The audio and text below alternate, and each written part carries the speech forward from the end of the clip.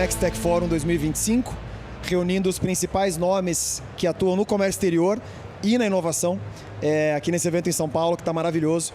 E hoje a gente recebe Roque, que eu já posso brincar que é o nosso co-organizador do evento, porque são 3 anos e Verdade. 3 anos que você está aqui ajudando a gente, não só aí no desenho do evento, como nas discussões e palestras. Então, espero estar aqui o ano que vem também. Com certeza, com certeza. O Roque tem o principal canal de geopolítica, aí acho que dispensa apresentações, tanto no Instagram quanto no YouTube. E veio aqui poder apresentar um pouquinho pra gente, atualizar, porque no final do dia acaba sendo todo ano mesmo, porque tá longe de ser uma apresentação que só se repete, muito pelo contrário, né? É muita atualização, tem muita coisa mudança. acontecendo, o mundo não para, é óbvio. Exato. Então eu queria começar até puxando o que a gente teve hoje de manhã. O Paulo Guedes veio às 9h, fez uma apresentação e ele trouxe uma linha muito da interconexão entre tudo que está acontecendo. E para gente que não está acostumado a acompanhar a geopolítica no detalhe, fica difícil de enxergar a relação efetiva entre o tarifácio e a guerra na Ucrânia, entre a posição da China na cadeia de fornecimento e a negociação Mercosul com a Europa. Então eu queria que você começasse dando um contexto geral. Como é que está a tua visão aqui de 25 em relação a essa rede, essa teia que está bastante instável e mexendo bastante com as democracias no mundo todo? Olha, para mim é óbvio a ideia de que as coisas são interconectadas, até mais mesmo do que a visão do ex-ministro Paulo Guedes. Porque apesar dele apontar essa conexão, ele ainda faz a leitura dele sob a ótica econômica. E a ótica econômica, ela diz que os ganhos econômicos vão moldar o comportamento dos países, das pessoas, das sociedades. A mão invisível do mercado, né? Isso, e o lucro, né? Você vai ganhar dinheiro, ou eu estou comercializando com você, ou estou fazendo negócio, estou comprando e vendendo, então eu não vou brigar com você. Só que isso contradiz o que está acontecendo. E contradiz exatamente porque essas coisas são interligadas. Se elas são interligadas, você não pode olhar para o mundo somente pela ótica do dinheiro, pela ótica do ganho, do lucro, da relação comercial. Não pode. Se você fizer isso, você não vai conseguir entender por que o mundo está do jeito que está e para onde ele vai caminhar. Se você não incorporar na sua tomada de decisão, na sua análise, na sua reflexão, no seu planejamento do seu negócio, o critério do risco político e geopolítico, que é uma lógica totalmente diferente da econômica.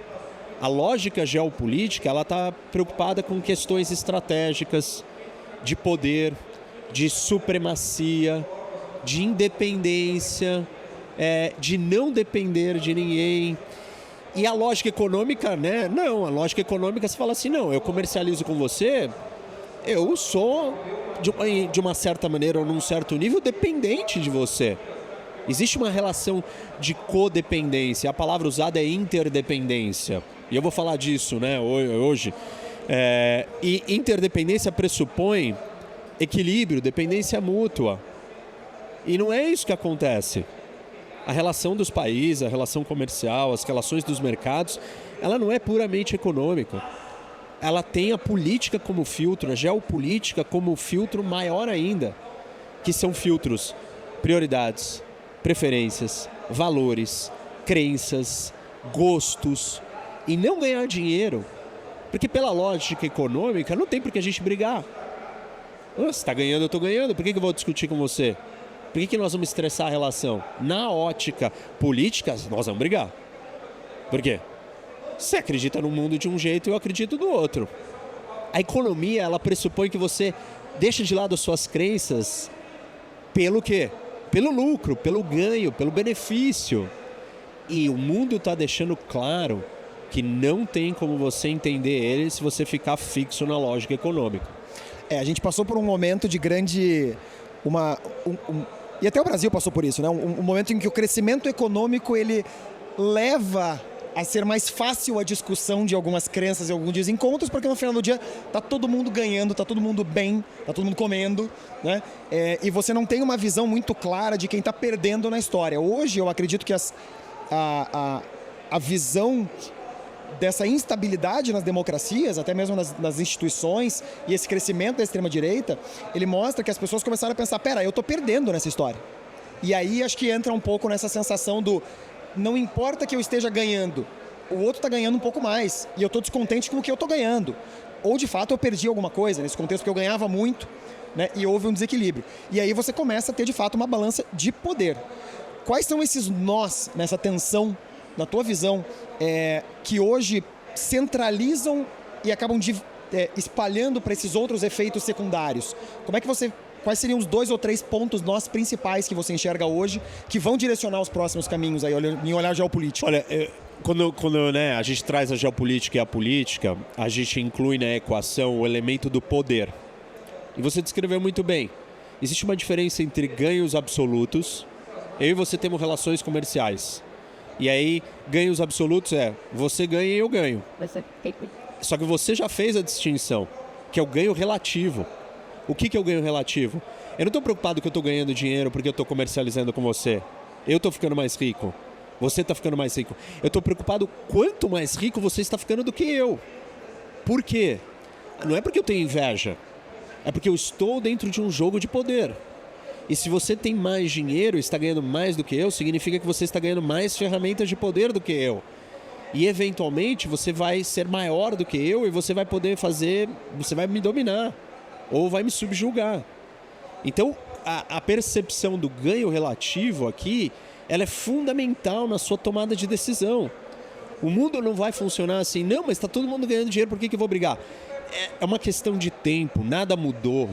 O que aconteceu é que durante muito tempo, os ganhos absolutos, eles eram muito altos e as diferenças dos ganhos relativos ainda não tinham ganhado uma proeminência tão grande. Você gera quase uma cegueira para os ganhos relativos a partir do momento que existe um conforto, né? E por que você gera uma cegueira? Porque, assim, a China está crescendo mais que os Estados Unidos. Os Estados Unidos crescia 4, a China crescia 7. Mas a China ainda era muito pobre. Perfeito. Depois de muito tempo ela crescendo 8, 9 e os Estados Unidos crescendo 3, 4, o que acontece? Começa a ficar evidente o quanto de ganho relativo que a China acumulou. E qual é o tamanho da força da China? E aí ela não é uma coisa desprezível que você pode ignorar e falar assim, não, tá bom que eu continuo ganhando dinheiro com a China. Não. Daqui a pouco ela vai me passar. E aí você precisa fazer alguma coisa. E você começa a perceber que dinheiro é poder, indústria é poder. Esse dinheiro que veio, ele é poder porque você vai lá e gasta em armas. E aí você tem uma marinha maior que a americana. Então, a vantagem econômica do ganho relativo, ela começa a se tornar uma vantagem militar. E aí você está a um passo de ser dominado.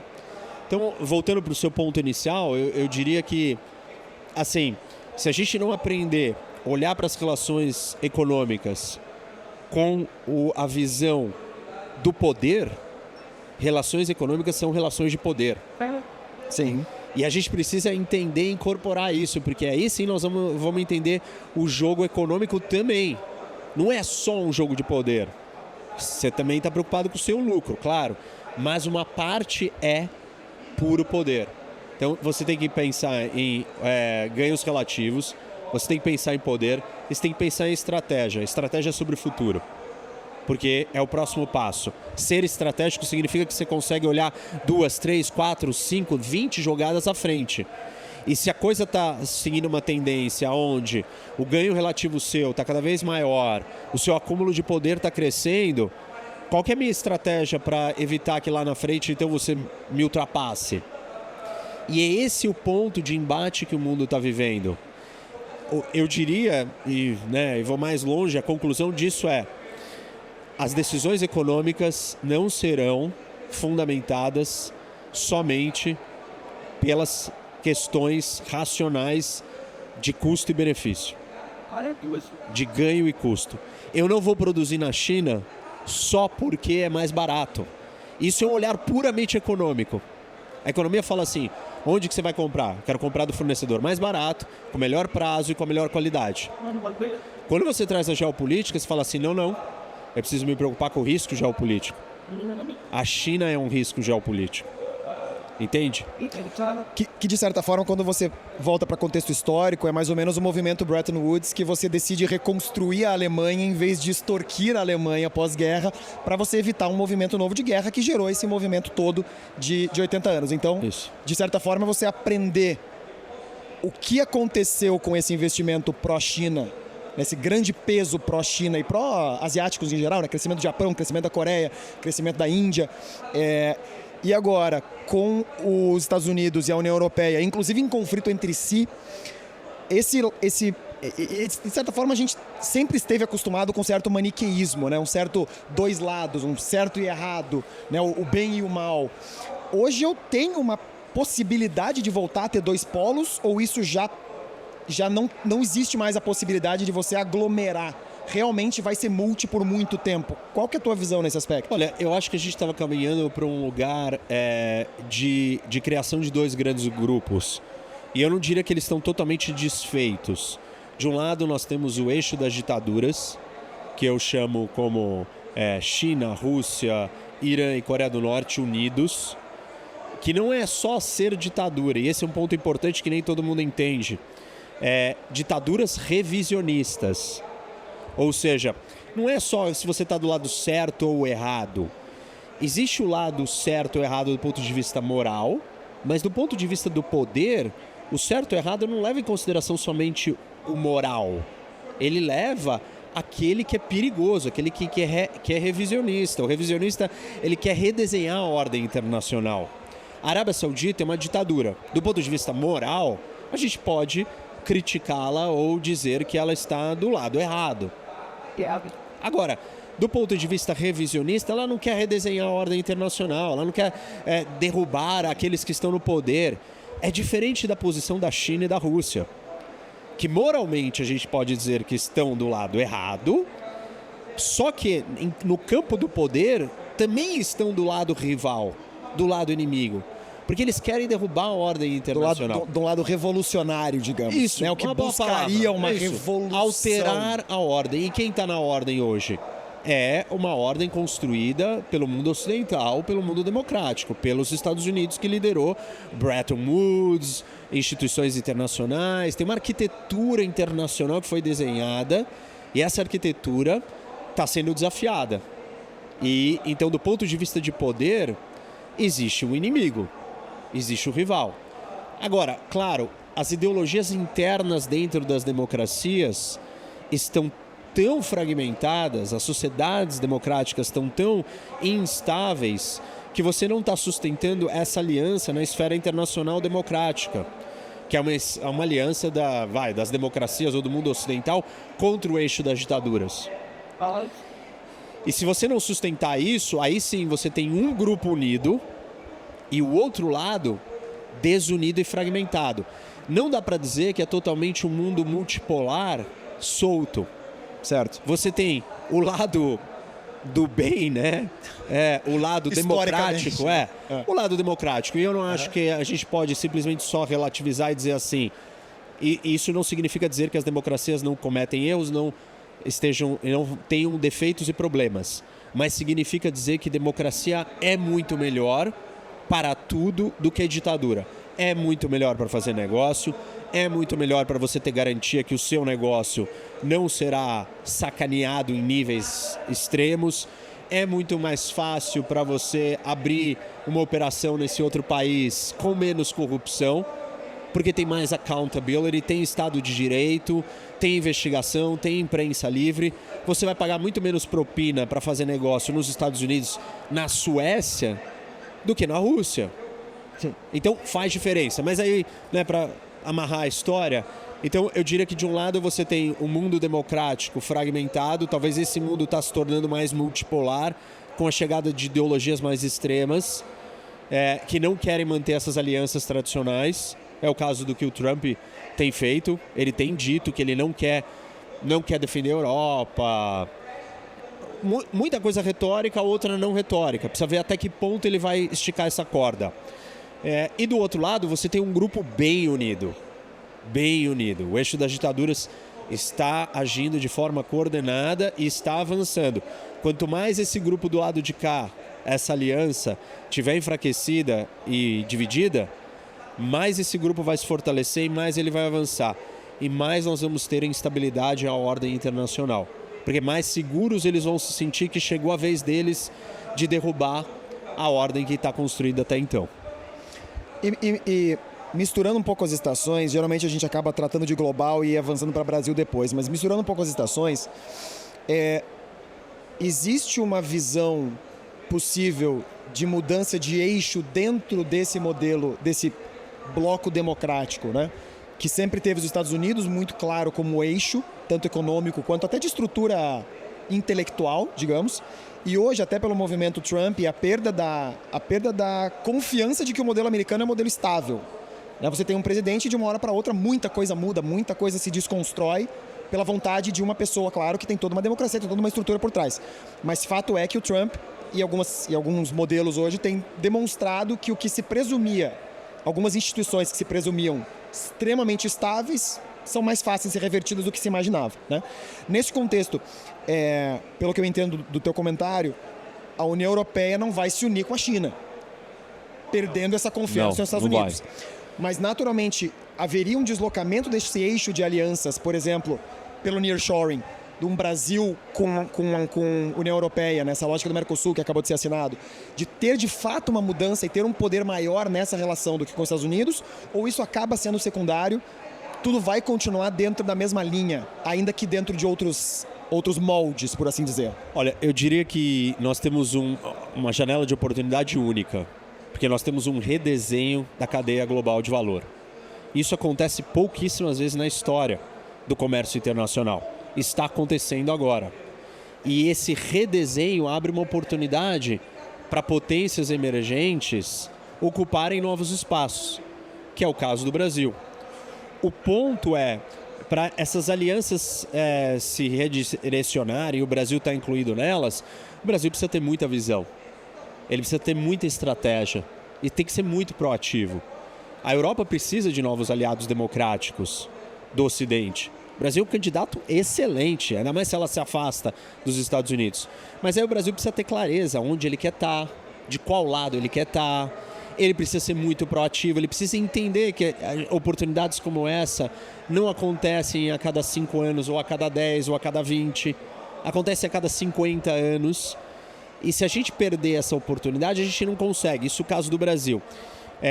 Eu não vejo tantos outros países fortes e grandes que façam diferença nessas alianças, entende? Você não tem, você vai falar assim, não, tá bom, trouxemos o Paraguai para perto. Não é relevante. Você tem que falar dos países gigantes, os países com populações centenas de milhares, proporções continentais, são poucos desses. A maioria desses países já estão colocados de um lado ou de outro. O Brasil talvez seja uma das exceções. E por isso que o Brasil vale muito nesse jogo. Outra exceção, no meu ver, é a Índia. De que lado a Índia vai estar? A Índia é um grande fiel da balança, muito maior do que o Brasil. A Índia é um super Brasil. Maior população do mundo, bomba atômica, a maior democracia do mundo. A Índia vai estar do lado do eixo das ditaduras ou do lado das democracias? E fisicamente ela está no meio. Ela está no meio literalmente, ela tem vários problemas de conflito territorial com a China.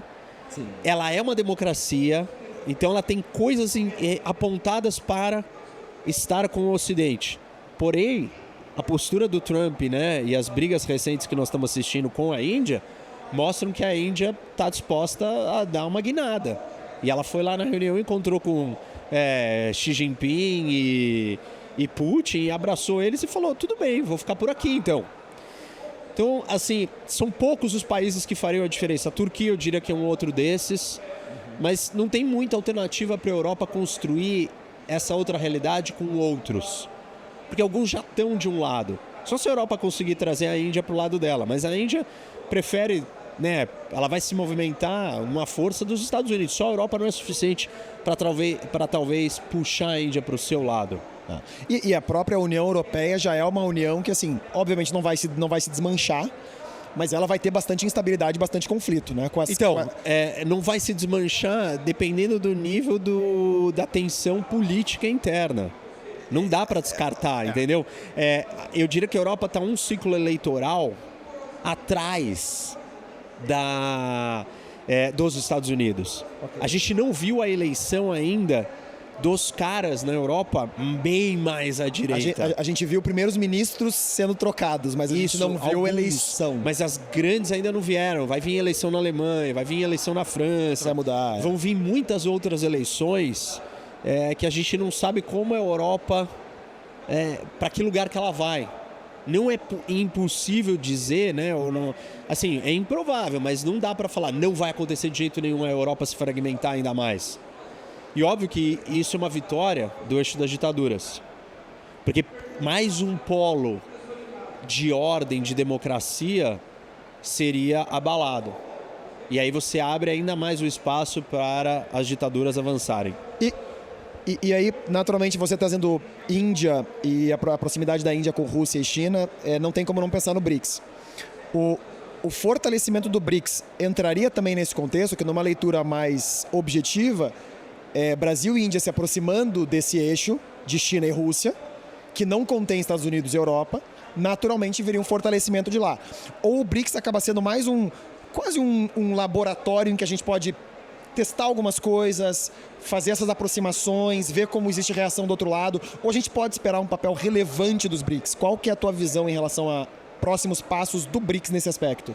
Olha, a gente pode analisar os BRICS de 3 pontos de vista. Se perguntar para o eixo das ditaduras qual é a função e o que é os BRICS, vai vir uma resposta.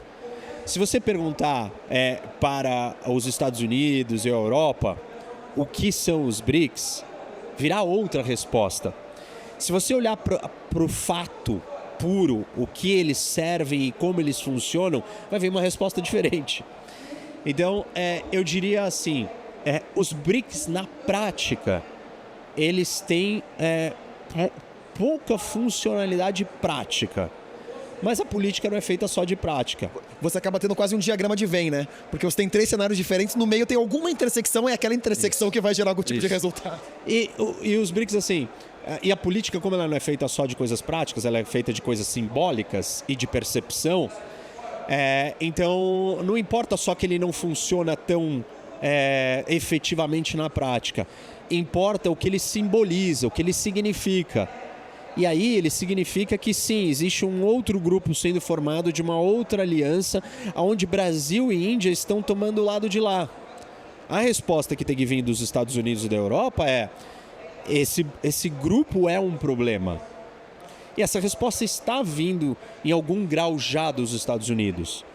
O incômodo, as falas do Trump sobre BRICS, sobre Brasil relacionado aos BRICS, é uma fala que está conectada com essa preocupação.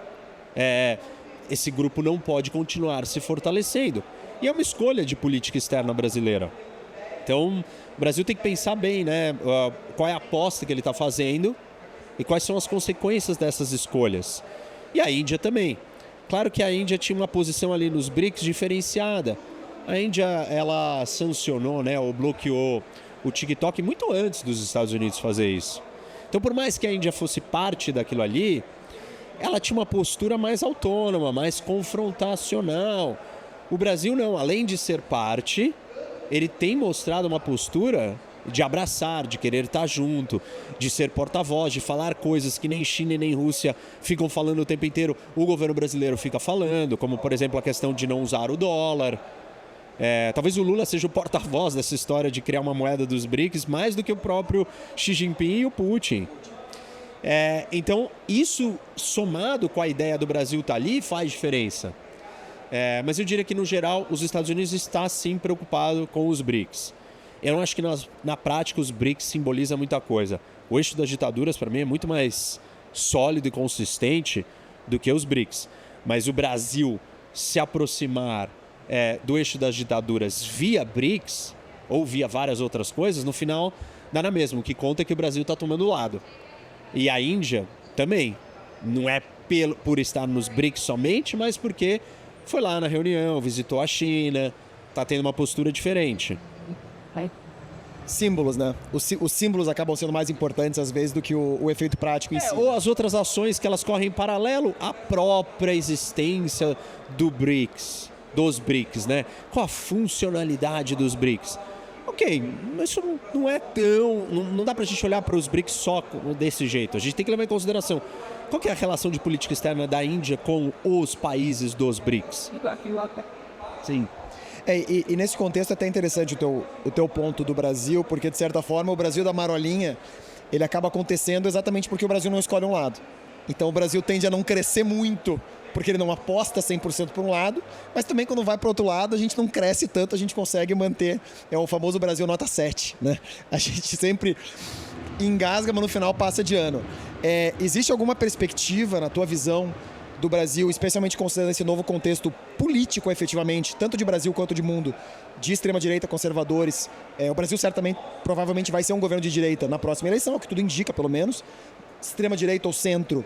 Acho que a discussão fica por aí, ou se a esquerda vai ter alguma outra possibilidade? Eu tenho dúvidas porque eu não sei se o Brasil vai conseguir criar um candidato ou uma direita não dividida. Exatamente, porque daí se dividir a gente, né, abre a possibilidade do terceiro caminho. Não havendo isso, tende a ser isso até pelo cenário macro. Nesse contexto, imaginando um governo mais de direita próximo ao governo, existiria uma tendência maior do Brasil escolher um lado efetivamente e tornar-se vocal, por exemplo, contra a China nesse contexto, unir-se efetivamente ao Trump, que teria mais 2 anos ainda de correlação, ou o modelo político do Brasil está tão estável no centrão que continuaria nisso, surfando um pouco de todas as ondas, e o BRICS entra nesse caminho. Você está um pouquinho ali, mas está um pouquinho cá. Tá com a China, mas também tá com os Estados Unidos. Eu não acho que o Brasil tá em cima do muro como sempre esteve. E eu acho que esse é o problema do Brasil. E esse é o risco para o Brasil. Num cenário geopolítico tão incerto, sensível, arisco, como é o cenário de hoje, qualquer demonstração por parte do Brasil indica que ele está tomando um lado. E a gente tem indicado isso. Por exemplo, as posições com Israel, algumas posições que direcionam... BRICS, dólar, tudo isso mostra que o Brasil está tomando lado. E eu acho que nesse cenário, aquilo que você falou, a gente ficar em cima do muro, a gente é nota 7. Hoje, para um cenário de instabilidade como nós vivemos, ficar em cima do muro vira uma nota 9. Porque a realidade vai ajudar o Brasil, se você estiver em cima do muro. Só que o Brasil já não fez isso. E agora tem que ter uma correção. E vai ficar difícil fazer essa correção sem incomodar o outro lado. E eu não acho que nós estamos escolhendo um lado seguro. Porque quanto mais a gente se afasta dos Estados Unidos, mais a gente vai ficar dependente do país que nós já somos o mais dependente, que é a China. Perfeito. Então, reforçar a dependência da China não me parece uma estratégia de diversificação. Parece uma estratégia de entrega total. Não é só o ponto double down ali, né? Não é só o ponto de você virar e falar assim, não, mas o Brasil está brigando com os Estados Unidos. Sim, esse é um problema. Mas o segundo problema é que você está se dando inteiro para a China. E isso me parece ainda mais grave no médio prazo. Então, a gente está criando uma armadilha muito difícil. Eu não acho que o Centrão consegue direcionar a política externa brasileira. Nós não temos essa sofisticação de política externa. Felizmente, eu acredito que a eleição presidencial de 2026 vai ser a primeira eleição da história do Brasil onde política externa vai ser um tema central da discussão. Porque é muito importante, é muito relevante e é estratégico para os caminhos que o Brasil precisa escolher. Então, os candidatos vão falar de política externa e o eleitor e o brasileiro precisa entender um pouco as consequências dessas políticas externas que estarão sendo propostas para nós na eleição do ano que vem. Porque dependendo da política externa que for proposta, o Brasil pode ficar numa situação muito delicada. Comercialmente, economicamente, politicamente, até militarmente. Então, a gente não pode mais desconsiderar isso. A gente tem que focar também em política externa. E isso vai acontecer em 26. E aí, eu não acho que é o Centrão, né? Ou é o Brasil em cima do muro, mas é o líder. Qual é a política externa do próximo presidente da República do Brasil? A gente precisa saber disso antes. E a gente precisa fazer as nossas escolhas pensando nisso também. Porque, de certa forma, a política externa está decidida pelo executivo, Isso. que tem uma pessoa. Claro, O brasileiro não gosta, não entende, não presta atenção, então é um assunto que tem muito espaço para o presidente fazer o que ele quer, sem muito problema, sem muita retaliação. de certa forma, a gente acaba tendo um ruído tão grande da política interna que política externa acaba tendo pouca preponderância em até telejornais e discussões, etc. Você tem que, de fato, gostar de geopolítica e de contexto macro para você poder conversar e aprofundar mais sobre isso. E aí, entrando um pouco nisso que você comentou, né? As pessoas têm que entender um pouco mais. A gente tentando descer um pouco mais para micro, né?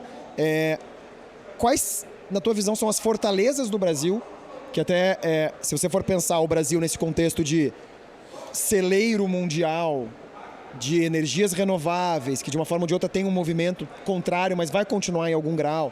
Então o Brasil tem uma preponderância que em algum grau em algum lugar o Brasil vai estar no meio desse caminho, né? O Brasil é quase indesviável de alguma forma no caminho do cenário futuro. Quais seriam essas grandes fortalezas que quem hoje está querendo empreender ou está olhando dentro de comércio exterior no sentido mais macro, para onde olhar nesse cenário em que está difícil de entender para onde a gente está indo? Assim, acho que a primeira coisa que eu citei é que o contexto é favorável. Por que é favorável?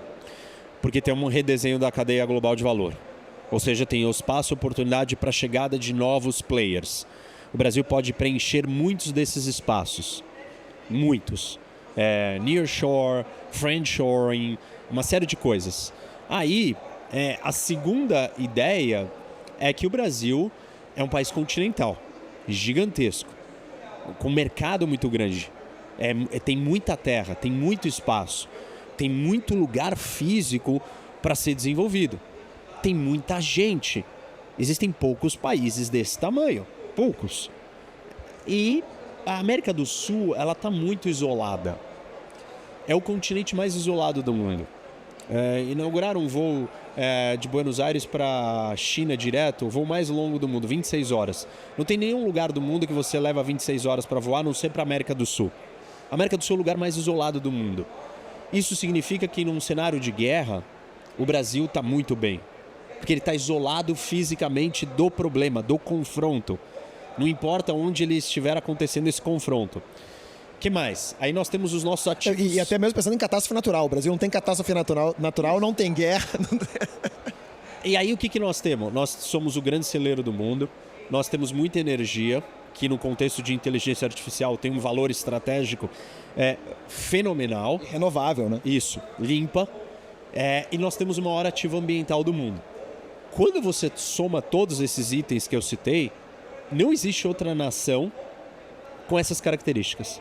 Eu não estou exagerando, não tem um país com todos esses atributos, com esse tamanho, sendo democrático. Não importa os problemas que a nossa democracia tem, o que importa é que o Estado de Direito ainda funciona. Em algum grau não, mas em vários outros sim. E aí quando você soma tudo isso, então o Brasil tem muitas vantagens. Só que tudo isso que eu descrevi são ferramentas de poder. Ferramenta de poder não é poder. Poder é a capacidade de você conseguir aquilo que você quer. Ferramenta de poder é um jeito de você conseguir aquilo que você quer. É como você ter as melhores cartas no jogo de pôquer. Garante que você vai ganhar o jogo? Seu objetivo é ganhar o jogo. Ter poder é ganhar o jogo. Não necessariamente. Então, saber usar essas ferramentas se chama estratégia. Saber usar os meios para atingir os nossos fins é o mundo da estratégia. E aí o Brasil deixa a desejar. Porque a gente não tem planos para desenhar um bom uso dos nossos meios para chegar nos nossos objetivos. Eu diria que a gente sequer tem objetivos definidos. Então, assim, você não sabe nem para onde você está indo, você não vai para lugar nenhum. Qualquer caminho certo. E para as empresas nesse cenário, né? Você não tendo uma certeza de para onde o Brasil vai, apesar de você ter algumas previsões, né? Qual é a melhor forma da empresa definir a sua própria estratégia? Quem está no comércio exterior?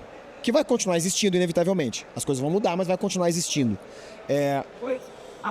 Que lições você acha que a gente pode tirar do que está acontecendo e do que a gente já aprendeu com essas tensões para uma empresa que está hoje definindo...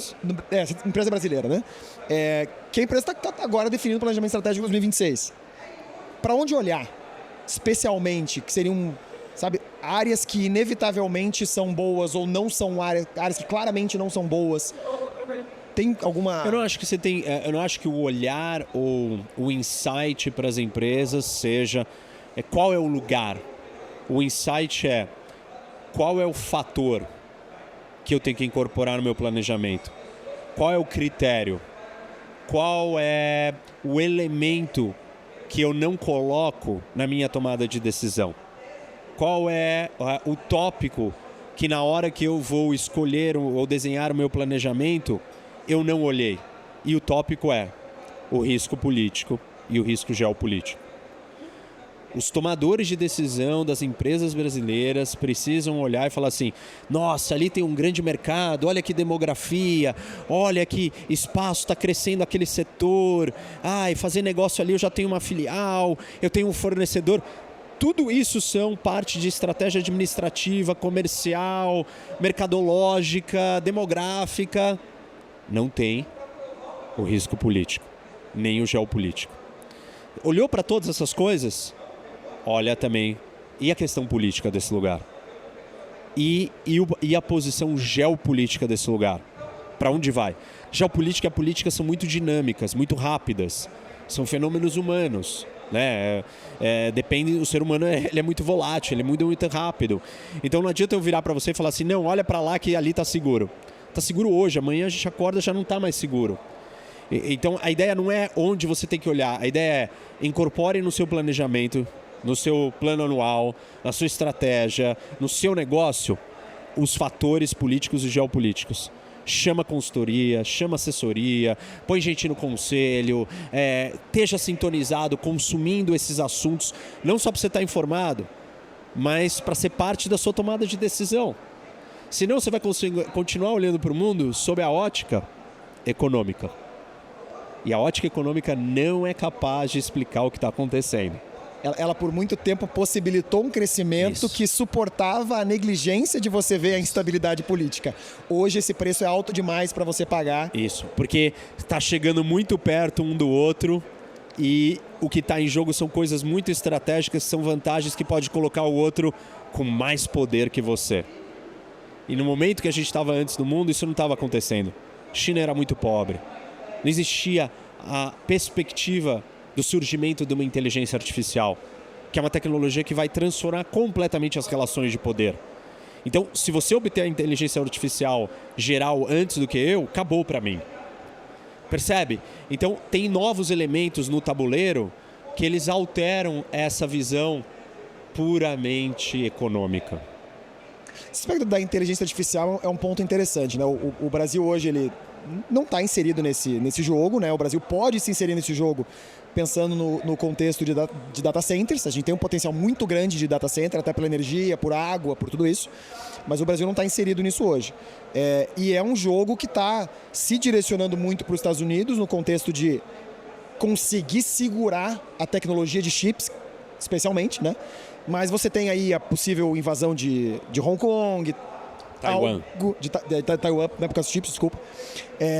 Você tem essa possibilidade disso acontecer. Existe uma possibilidade do Brasil entrar nesse jogo. A única possibilidade seria data centers?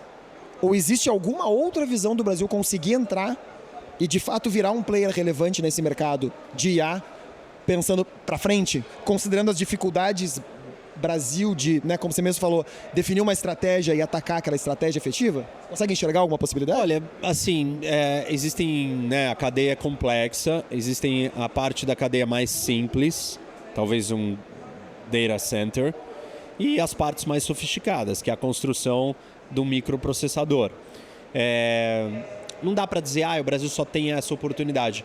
Certamente a gente não tem o nível mais alto para entrar na produção dos semicondutores mais sofisticados que existem, porque nenhum país, ou quase nenhum país, conseguiu entrar nisso, né? O cluster, as vantagens de Taiwan nisso foram tão grandes que simplesmente...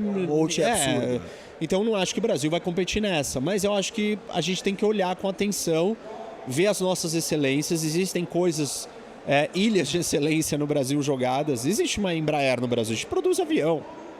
Isso né, assim, é uma total loucura para pensar o nível de atraso científico e tecnológico do Brasil e você ter esse tipo de coisa. Tem mesmo a Embrapa, né? Temos uma Embrapa. A Embrapa é um absurdo. Temos vários avanços tecnológicos no campo, no agro.